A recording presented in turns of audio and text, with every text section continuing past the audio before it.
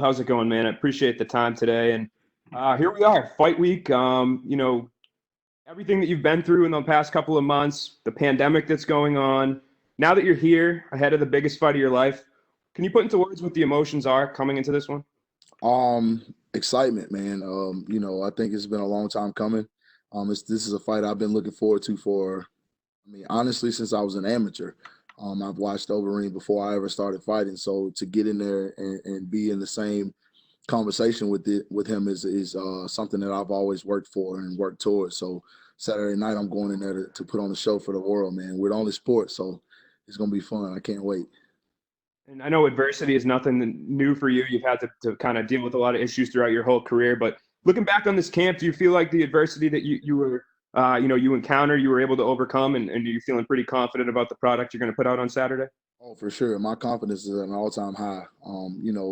Like you alluded to, I mean, the adversity that I've gone through in my life, fighting is just a fight. You know what I mean?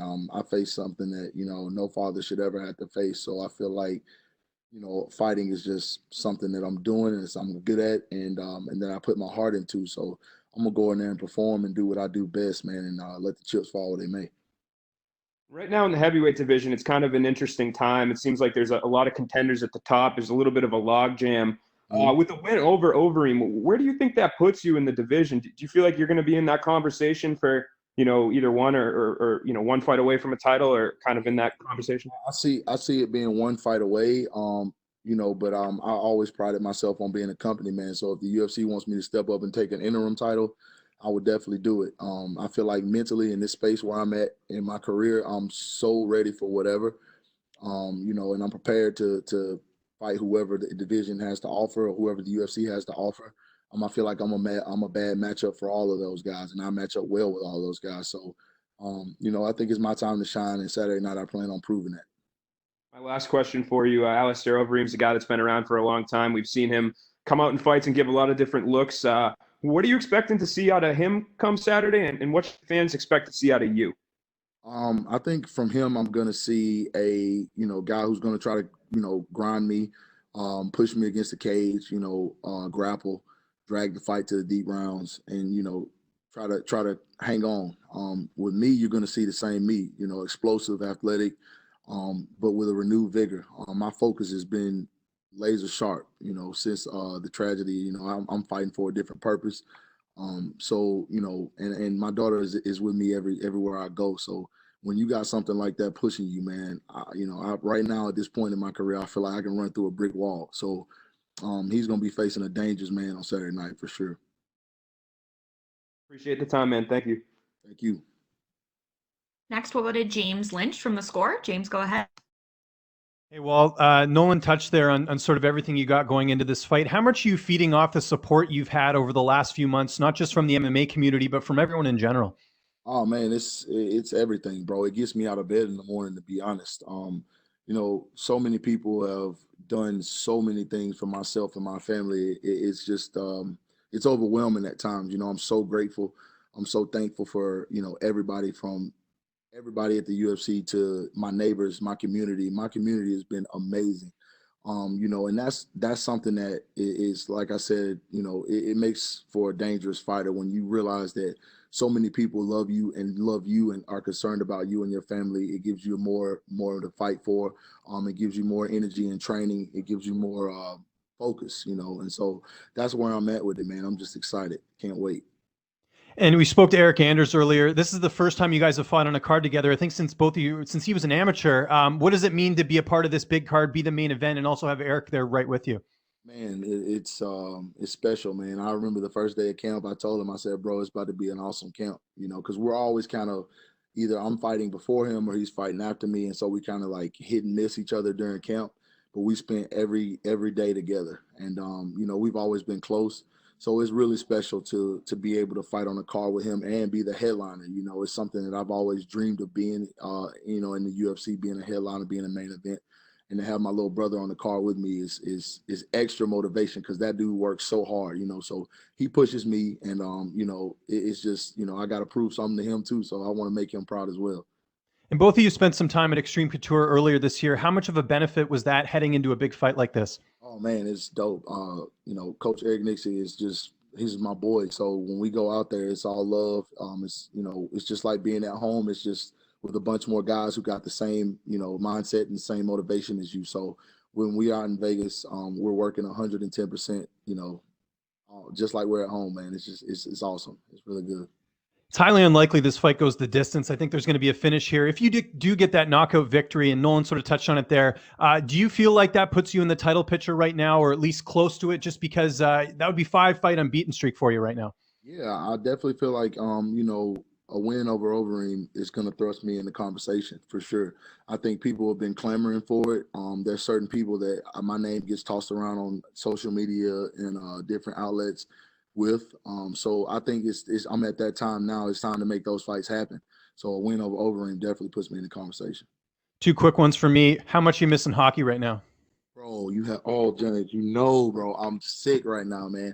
The last hockey game I went to was in DC, and I had a blast. I got to meet Ovechkin, and you know, it was just like the highlight of my life, man. So I'm struggling right now. I've been watching a lot of old games, though, a lot of old Penguins games. That's cool. What was it like meeting Ovechkin? Did he give you any advice or anything? I mean, we're talking about a Stanley Cup champion here. Yeah, I mean, he just kind of like I'm gonna be honest, you know, I'm gonna be candid right now. My knees buckled when he walked in. I was turned around. I was talking to Tom, what's his name? I forget. I'm sorry, but I was talking to him. We were hanging out in the locker room. He was showing me all the lockers and stuff like that. And Ovechkin walked up and tapped me on my shoulder with a jersey with my name on it. And bro, my knees buckled. I was like, oh my god, like I freaked out. He thought it was super dope because I knew who he was. I was telling him about all these different games. We just kind of chopped it up, talked hockey, you know, and it was pretty cool, man. I got to meet all of them. Nicholas Backstrom, everybody, man. It was dope. And last question, that TikTok video with you and Eric Anders playing Rock'em Sock'em, how much money did you win from him? I think I hit for like 250. Excellent. That's good, Walt. Enjoy it. Of course, I didn't keep any of that. That was all prop money. That was like a little pot everybody threw at somebody. I didn't get to keep it. Best of luck on Saturday, Walt. Thanks for the time. Thanks, Next, we'll go to Damon Martin from MMA Fighting. Damon, go ahead.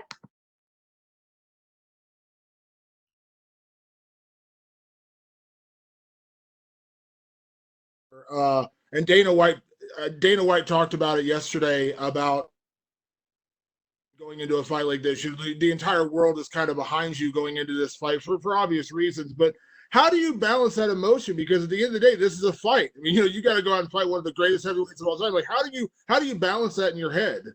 You know, I'm a pretty even keel guy. I've been competing my whole life. You know, when it comes to, you know, athletics, it's just something that I do. I have a switch. I know how to control those emotions based on the fact that, you know, like you said, it's a fight. And I alluded to it earlier. I've been through so much in my life that, you know, I prepared for this. This is what I'm here to do. So I'll be 110% focused. And I think the no crowd actually is a benefit in this situation because, you know, there's no outside distractions. Especially this week, I've been kind of isolated. I've been with my team, and we've just been focusing on making sure I'm primed and ready for Saturday night. You know, you mentioned it in terms of like, you know, the entire world kind of feels behind you, and 2 months. What has that meant to you? You've always been a fan favorite guy, anyways, in your career, but just because, you know, obviously stylistically you have a very fan favorite style, but the support you've been shown, what has that meant to you? It means everything, man. You know, it's overwhelming to think that, you know, so many people are sharing their love, whether it be through social media text or phone text or, you know, people popping and stopping by the house with gifts or, you know, food and things like that, man. It means so much to know that people are behind you and that they're proud of you and that they're, you know, supporting you. It gives you incentive that you're doing the right things and incentive to keep doing the right things. Be a role model. You mentioned it earlier. Overeem, you know, we know him, you know, as a very dominant striker in his own right, but we have seen him grind guys out. He was doing it very before he got caught in that 5th round. Obviously, you've got a ton of first-round finishes, but how confident are you going into those deeper rounds? This does go into round 4 and 5. Oh, super confident. My coach Chris Conley has put me through the ringer this camp. You know, he's made sure I'm prepared in every facet of the game. We've worked every angle, every aspect. We've dissected every way that we feel like Overeem has any kind of advantages, and we've gone in and made sure I'm on point and I'm sharp as I've ever been, man. Like it's insane. Like I get excited in the workouts because I'm just like, man, I can feel a different type of energy surrounding, not only the fight, but just my overall being, man. I feel like I'm 24 again, you know what I mean? It's crazy. So, I'm prepared to go wherever the fight goes, bro, wherever it goes.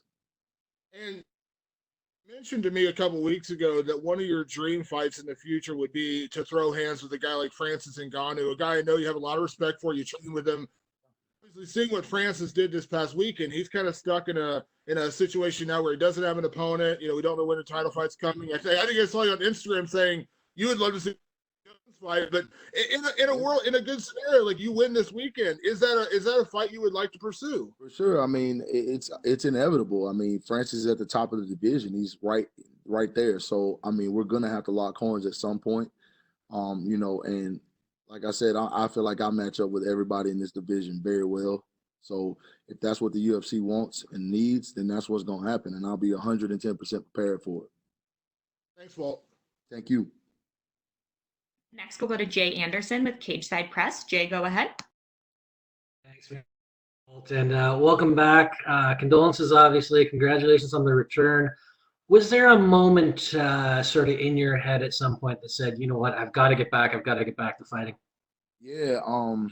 I went through a dark period, as you probably could already imagine, and it just I felt myself slipping the opposite direction of what I set out to be as a man and as a father. And I just had a talk with my wife one day, and she was like, you know what, why don't you start back training and try to get your mind off of it? Because there was a point, honestly, where I felt like thinking of anything but my daughter was wrong.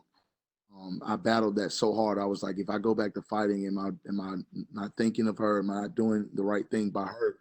But I prayed about it, and I could hear her tell me, Daddy, I want you to go back. I want you to fight. This is what, we worked so hard. I sacrificed so much. Mom sacrificed so much. You sacrificed so much to get to where you are. And, I would be more upset with you if you stopped fighting. And that's when I went back in the gym and I started focusing on getting back in shape.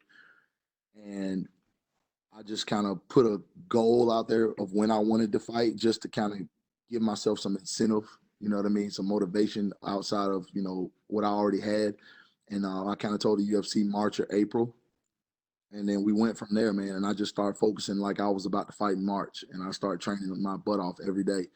And then, fights fell through, pandemic happened, and I just kept training. And I kept going. And, we got this fight. So, I'm grateful and I'm ready, man. And, you talked about, almost thinking that not thinking or doing anything other than thinking about her was wrong. But I mean, you're still obviously keeping her memory alive, and you've worked on Anaya's Law, and I'm wondering if you could just speak a little about that movement and where that stands. So, I mean, of course, with the pandemic, we hit a bit of a snag, but we were working on a law called Anaya's Law, which would make sure violent offenders aren't allowed bond. And it's a bipartisan effort in the state. I mean, both sides came together like that. This bill flew through the judicial system so fast that it was kind of overwhelming to watch. I went to all the meetings and I met all the lawmakers and kind of got to see how the process worked. And we were very close to getting the bill passed and going to Senate, but then the pandemic happened. So what's going to happen when everything opens back up and everything clears back up, they're going to reintroduce the bill. I think it's going to go through the same process pretty quickly. And then hopefully we'll have the law before 2020 is over, and other states will grab it and enact it as well to protect people, So that's where we are with that. Yeah, that's a fantastic effort. And just one more for me. What's this fight week been like for you mentally coming back from something like that? And then just as well with the pandemic and, you don't have the fans there and the same activities you might normally. It's been great, honestly. I mean, I got my squad here, man. We're pretty deep. We're about 9 deep. All my closest brothers that I train with and I grind with every day. So it's pretty routine outside of the fact that, there's not a lot of people, which is actually probably a really good thing in my case. So, we just been kind of doing what we normally do, training, working, having fun, cutting up, laughing, and, keeping the same fight week demeanor that we always do that's led us to be successful to this point. So, nothing's really changed, All right. Well, best of luck this Saturday. Thanks very much. Thank you. Next, we'll take Shaquille from MMA Mania. Shaquille, go ahead. Well, my sincerest condolences. Thanks for making the time today, man. Thank you. You were talking about passing that bill. What does it mean to you and your family to think that, should it get through and get adopted by the other states, this tragic situation could have a long-term, in your eyes, beneficial impact on the entire country? It mean a lot, man. It'd be the first big step into keeping our daughter's name alive, and what she stood for alive. We're working on so many different things in her honor, but the bill will be the capstone, for everything. It mean protecting people. That's just ultimately what our society should be based on. We should feel protected and not be afraid to live, freely. And I think that especially in females' cases, I think they need to be protected and have understanding of how to be safe. And so we're working on a lot of different things in that arena to make sure other people don't face the tragedy and the devastation that we faced. And last thing on your daughter, the preliminary hearing got pushed back a couple times, and now with the COVID pandemic, how frustrating has that part been? And do you think it's going to go through on June 3rd at this rate? Um, I'm praying and staying hopeful that it will. It's been super stressful, just to kind of have justice delayed this way. But I'm a firm believer that God does everything for a reason, and there's a silver lining in this. He ain't going anywhere, so we just have to wait it out and stay diligent and just keep making sure we're staying focused on keeping her in the forefront. That's just mainly what me and my wife are focusing on, and our team back home is just making sure we're doing all the things we need to do as parents on our end to make sure, people don't forget about her. Thank you for your candor. To talk about the fight a little bit, there's this idea with heavyweights, especially the older heavyweights, Overeem, Arlovsky, they get quote unquote chinny, they're washed, they can't handle it. And then, Arlovsky comes back and wins. Overeem wins 24 minutes and 59 seconds of his last fight. What do you think is the biggest misconception that people have about the heavyweight division? Um, I don't know, man. I think that, people think that we don't work hard or, we're lazy or whatever the case may be. But, you know, we're heavies. I mean, we're big guys, so everything's not going to look like the small guys all the time. It's not going to be a firefight. Um, and then, those guys that you mentioned are savvy veterans, so they understand how to get to certain points in fights and win fights and try to get to what they do best. So you got to be prepared for that, and I think I am prepared for that. Come Saturday night, we'll be ready. And the last thing for you, the crowdless ambience has had an interesting impact on the last couple of events, whether it's Daniel Cormier accidentally giving out instructions to fighters, or maybe Anthony Smith's corner giving too much advice, or someone like Eubanks who was actually talking trash to her opponent's corner mid-fight. How do you expect to make the most of this new environment? Um, you know, I'm just gonna soak it all in, man, and just find that peace in it. You know what I mean? I think that when you take the negatives out of things and accentuate the positive, that's when you shine. So that's just always been my mentality. It's always the way I think. So I'm gonna think of it as me being on the prelims. You know what I mean? And I will go in there and I'm gonna do my job and I'm gonna come out of there with that W. Okay, Walt, thank you. Best luck on your fight and well wishes to you and your family. Thank you. All right, and lastly, we'll go to Alistair Bishop from MMA Republic in South Africa. Alistair, go ahead. My name's Alistair. I don't know if I want to talk to you, bro. Why? Don't be like that. Your name's Alistair, bro. I'm just kidding. All the way from South Africa. How are you, sir? Thank you, brother. Thank you. Good. Fantastic. Condolences firstly to you and your family, man, and hopefully you've got a good night ahead of you to really stamp your authority back on the division. Yes, sir. So what I really want to ask you is, obviously we just saw Francis Ngannou put on a massive display. Obviously, being an African brother, that's who we're really watching back from South Africa. But I want to ask you, where do you think you fit into the picture here now with Curtis Blades, Francis Ngannou, and yourself if you get a win? Obviously not looking past Alistair Overeem. Just where do you see yourself in that picture? I feel like I belong in conversation with all those guys. I feel like I'm one of the most talented heavyweights in the entire division. And I feel like, when I went over Alistair, it's going to thrust me right there in the middle of all of that. And I'm prepared to fight any one of those guys you name. I feel like, you know, it's my time to be in that conversation. I've worked hard. I've been through a lot in my career, ups and downs, battled adversity. So I think it's my time to shine, man, and show the world what I'm truly capable of. I'm hitting my prime right now, so I'm excited. Fantastic. And looking up the division, watching a guy like Francis Ngannou put on a display like he did, what are your initial thoughts to that kind of a display? It's impressive, man. I mean, I called it, you know, to be honest. I feel like Francis I trained with him. I mean, the dude's a monster, man. He's huge. And, you know, he's got a lot to prove himself. I mean, he was off for 19 months. So I kind of saw him coming into that fight very aggressive and looking to finish fast and prove a point. And he did exactly that, man. So big ups to Francis, man. I'm cool with his whole team. So, you know, that's just, it was awesome to watch, honestly. Awesome. Looking at Alistair Overeem and the style of fight he's been adopting lately, as he's gotten on his career, you know, when fans watch heavyweights, obviously they want to see the big knockouts, and that doesn't always come. Do you feel pressure to really hunt for that knockout, to really say, okay, I'm here in this division and I'm the next title contender? No, not really hunt for it. You know, I've learned throughout my career that hunting for it never comes. You kind of got to let it come to you. And I feel like I'm a guy that reads and reacts very well in the fight, and that's where my knockouts come from. So, you know, I'm just gonna go in there and be me and do me and let the knockout appear when I see it. I'm gonna take it for sure. I'm gonna try to finish the fight. That's what I do. But I'm definitely not. I don't feel any pressure or anything. I just need to go in there and get this done. You know what I mean, and make it look good, which I plan on doing.